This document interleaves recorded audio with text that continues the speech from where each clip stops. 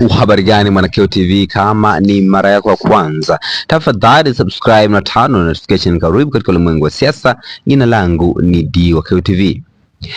Katika mfumuko wa bei za mafuta, wanasiasa wengi wamekuwa wakilalamika, hasa wanasiasa wa upinzani. Rose Mayemba ni mmoja wa wanasiasa mashuhuri kutoka katika chama cha demokrasia na maendeleo Chadema, lakini pia ni mwenyekiti wa Chadema katika mkoa wa Njombe. Rose Mayemba ameweza kupongeza serikali ya Zanzibar katika kuhakikisha wanadhibiti mfumuko wa bei ya mafuta. Na nukuu maneno ya Rose Mayemba, nukuu: Zanzibar ni nchi nzuri sana, wana rais anayejali wananchi wake. Hizi tozo hapa nchini zipo Tanganyika tu, Zanzibar hawana upuuzi huo. Kumbukeni bei halisi ya mafuta mpaka sasa yanafika bandarini ni 1162 TZ, zingine zote ni tozo za serikali.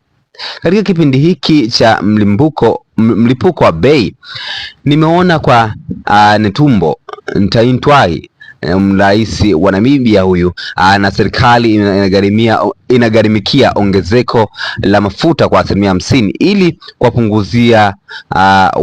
kuwapunguzia makali wananchi. Hainde Hichilema ambaye ni rais wa Zambia ameasitisha tozo kwa mafuta ili kuwapunguzia wananchi makali ya maisha, makali ya maisha wananchi. Ni bahati mbaya Tanzania hatuna serikali. Kwa hawa ni wauaji wanaweza kuwa na mawazo makubwa namna hii, wao wanawaza kuiba na kuua. Ameweza kuambatanisha pamoja na bei hiyo ya mafuta ambayo ipo kwa sasa, ambayo ipo katika nchi ya Zanzibar pale, na lakini pia katika sehemu tofauti pale Zambia.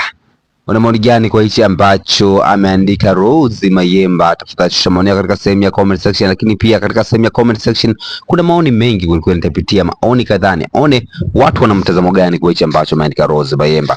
Wa kwanza hapa anaitwa Chimu, anasema kwa watu wenye akili, anayefahamu huo ulioandika hapa ni upumbavu.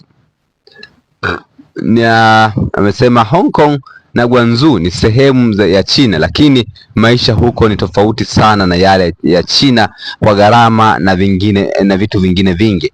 Nevada ni sehemu ya Marekani na yenyewe ina utaratibu wake tofauti na ule wa Chicago, New York na DC.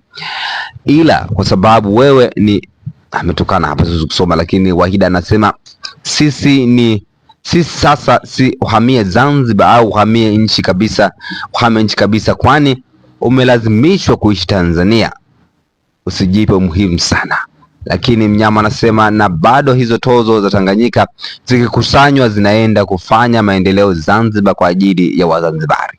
Lakini wananchi wa kawaida anasema haya makodi kwenye mafuta ndiyo yanafanya gharama za vitu kuwa ghali. Lakini Sol anasema kiufupi tumekuwa koloni la Zanzibar, suni tutaanza kulishwa na maurojo. Lakini Agronton anasema wewe itakuwa naye huna, ametukana kidogo. Lakini Sia Davis anasema hiki kikokotoo ni 2022, leta cha 2026 mwezi huu. Lakini Ali Masud anasema tatizo lile, jack of all trade master of the nothing. Lakini Intuscan anasema asubilini ya Chadema mshushe. Hayo ni baadhi ya maoni ambayo yametoka katika chapisho la Rose Mayemba. Jina langu Dwanakeo TV, tafadhali subscribe na turn on notification. Bye bye.